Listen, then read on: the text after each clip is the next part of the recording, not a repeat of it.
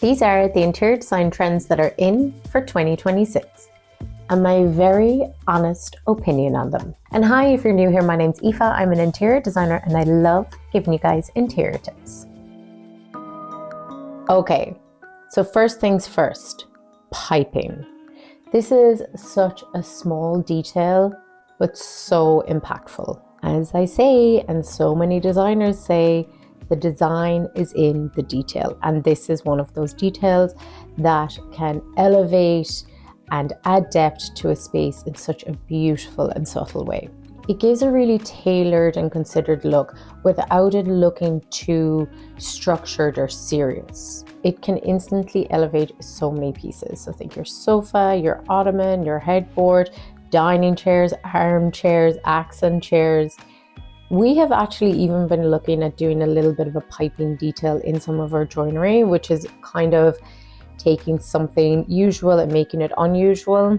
I can go into a bit of that later, but adding a little bit of piping in a pop of a fun color instead of just using the same material to pipe is a really nice way to get that tailored look in your furniture piece without it looking too serious. So it is quite considered, but it's not too structural. I've actually seen this quite a lot just in different research for clients through Pinterest and different magazines. And I really do think this is one, it's a subtle detail that we're going to see a lot of this year. What I really like about this trend is honestly, just visually, I really like it. I think it is such a cute way to add a little bit of character to any space or any piece of furniture, but also it's actually a very easy way to add that designer finish to your home or to your furniture pieces. If you are someone who wants to bring in something kind of new to your home, add a different finish, but you don't want to go overboard both in budget or leaning into too much of a design trend. This is more of a design element that I think is absolutely gorgeous, easy to implement, and it's not going to take over the space or make you feel like you've gone overboard. So it's definitely one for you to try. At the moment in my design studio, we're actually using piping details on furniture in 3 different projects at the moment. And we're even using this really nice piping detail on a joinery piece around the doors of the joinery. It's actually so cute. And it's just like a little nod to something different, a little bit of a design detail that would be otherwise unexpected. And I definitely think this is one not to sleep on. Is that what people say? This is one not to sleep on. Anyways, when they're looking at designing their home. Design trend number 2. So we are not talking about color drenching here. Color drenching has been yapped on about for years. Yes, we know it's trending and it's still going. We are talking about color capping. Now, I saw this first with a girl on TikTok. So if I can find her, I am going to credit her, because when I saw this, I was like, she's so clever. Yes, I have seen this a lot coming through again on Pinterest, different magazines, different inspirational images that clients have been sending me. There's something rippling here. She hit it on the nose. Color drenching, yes, it's here, but we are looking again at color capping. So what is color capping? So color capping is essentially using tones of the same shade. So instead of using one full tone like we do in color drenching, you're going to use similar shades and similar tones from the same color. You're using different shades and you're building on those shades. So if you have your color card and you have the different shades on your color card, you might use the deepest shade on the walls, you might use the softer, lightest shade on the skirting and maybe the door architrave trim. Then maybe on the ceiling, you might use the mid-tone. So it's just basically about using similar shades in the room. So it does give you that overall sense of what a color drenched or color washed room would be, but it's not as overbearing. So for example, what we've been doing in a project recently is we are doing the wall shades in a nice light corally color, and then the architrave and the skirting boards are in a deeper shade, and then the joinery I think is also in that deeper shade. And then in another room, we're using lilacs because this little girl loves lilac. Not too much purple, we're doing lilac. And in her room, we're doing a soft shade of lilac throughout. And then on the built-in units, we're using a deeper shade of lilac. And then on the ceiling, we're using the lightest shade of lilac. So without actually putting a name to this, I noticed that we were actually using this color capping in our studio as well. And I do think this is one that we're going to see a lot of in 2026. Trend number 3, browns are getting browner. I could not be more happy with this. I am obsessed with brown. I have actually painted my own kitchen brown. I just think it is such a warm, inviting shade that offers a lot of like a heritage feel or an authentic feel to a space. I just think it's such a versatile and beautiful color. So brown's getting browner. I'm happy with this. So we've definitely seen a lot of browns throughout the last few years coming in, but a lot of them have been more of the latte shades. And now what we're going to see is a lot richer and deeper browns. Deeper browns are actually much more sophisticated than a softer latte or a softer brown. So I think this is definitely one to look out for. Also, I just painted my kitchen brown, so I'm here for this. And I know I'm going to hear, what about in low light rooms or rooms that don't get a lot of natural light? Darker brown is so dark, but it actually gives a really nice feeling of being cocooned in a space, or a very, very cozy feeling. Dark browns are beautiful in rooms with low light. It's all about selecting the right brown as well. So browns with those really nice warm reddish undertones, they are cozy, they are warm, they work in low light rooms. And if this is a trend that you feel like is too much of a trend and it's not going to have longevity, I don't agree with that. I think that we have definitely gone away from the all whites and we're going into those deeper earthy shades. So I feel like this is definitely one that is going to have longevity. But let's say you do like it, but you are afraid to commit to it. That's okay. I completely understand that. But the good thing is brown is also gorgeous in a backdrop. So it's going to be gorgeous in a tapestry, or it's going to be beautiful in a piece of artwork. Trend number 4, joinery with personality.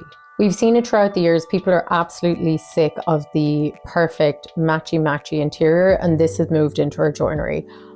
I absolutely love this trend. Again, it's something I've seen throughout the past, I would say nearly 2 years I've seen this happening, where people are moving away from, again, the perfect matchy joinery. They're looking to bring in some elements that are a little bit more vintage or authentic. We've all seen the beautifully newly built kitchens with a more mismatched island. I'm not talking about an island just with a different color. I mean an island that looks like it has been taken from a restoration showroom and put into place, sanded down, oiled and stained to have a contrast in the kitchen. This has become so popular. Again, people want something a bit more authentic in their home. Everyone is looking for that little bit of heritage in their space. And this has completely moved into our joinery. So they say it's going to be moving into our joinery elements, which I think is actually just making our joinery more creative. So I'm definitely here for this joinery with personality. So no more of the picture perfect built-ins or the picture perfect vanity unit for your bathroom. It's more about getting those pieces that either are vintage and they have been repaired a little bit, or it could be a joinery piece that is built up to have a bit more of authentic style features, which don't come for me in the comments. I can hear people already yelling, why don't you just get something and restore it? I have actually done both for clients, but you can't always find the right piece to restore in terms of sizes that's going to work for a client. And if that's the case, you can get a joiner to build it up and make some unique features to the joinery piece so that it feels more authentic for the client and have a bit more personality. So I feel like this isn't just a trend, this is more of a development in design. You guys are getting really clever. Homeowners are getting really clever and really invested in their interiors, where the bog standard just off the shelf isn't cutting it for people anymore, which is fantastic. I feel like homeowners are more educated than ever on what they want in in their space. Heritage and authentic spaces is huge. And this personal joinery is key in that design element and feature. So I wouldn't actually put this as a trend. Yes, we're going to see a lot of it this year, but I feel like this is more of a design development in our society. So trend number 5, mosaic tiles. Mosaic tiles are making a comeback after years of Zellige dominating the style market. I have to already tell you how I feel about this, because Zellige, yes, have been very, very popular. Do I think that they're going out of popularity? Absolutely not. I do not think this is one of those things that is out and in. I think Zellige have always been in. Yes, a lot of people have been using them because they are a beautiful design element. So maybe people might be getting a little bit sick of seeing them in terms of, are they a nice design element? Yes, they are. Simply put, they are. Mosaic stepping back in. Did Mosaic ever leave? Did it leave the party? Did it do an Irish goodbye? Because I never heard that Mosaic was gone. Mosaic is something that is such a gorgeous design feature. And it's more so used in a project or not used in a project, kind of similar to the way marble would be used or not be used. It's the maintenance. Because Mosaic is a smaller tile, you're obviously going to have a lot more grout. So some clients are okay with taking on a Mosaic tile and taking on the maintenance of that. Other clients are absolutely not. This is going to get destroyed. I can't use it. So I don't ever think that Mosaic was in or out, but listen, I've done a lot of research on these trends and that's what people have been saying. Maybe it's just something that homeowners haven't been using a lot and people are now using it. I don't know. Because I'm seeing here just from a little bit of my research that it is a lot of, not naming names, it is a lot of bathroom companies that are saying that Mosaic is back in. So I'm thinking, is they're trying to push a new narrative that Mosaic is back in? Because, like, please, maybe I'm wrong. And if I am wrong, please tell me, because this is all a little bit of fun, a little bit of research, chit chat. But I just don't feel like Mosaic was ever out. Mosaic is such a beautiful design feature. Like if you ever think of those tiny little tiles in like old bathrooms or old train stations, there's such a beautiful historic feel to them. But it's more about the maintenance of them on when you would or wouldn't put them in a project, which I completely understand. They're smaller tiles, so they have larger grout, so there is a bit more maintenance on them on a splashback or in a bathroom. So it being trending for this year, I actually feel like this is a marketing one, because I don't think that Mosaic was ever out. But hey, listen, if people are going to be using Mosaic more because of the marketing, it's a good thing to use them, because Mosaic is chef's kiss, so nice. Okay guys, that is my part 1 of my trend predictions for 2026 and my very honest opinion on them. But I would love to know what you guys think in the comments below, and come back for my part 2 on interior trends for 2026, where I'm going to go through the last 5 trends I've been seeing popping up everywhere, and whether I think they're really trends, whether it's more of a marketing ploy to get you guys to spend more, and just overall how I feel about them. If you found this helpful or entertaining, don't forget to subscribe, and see you next time.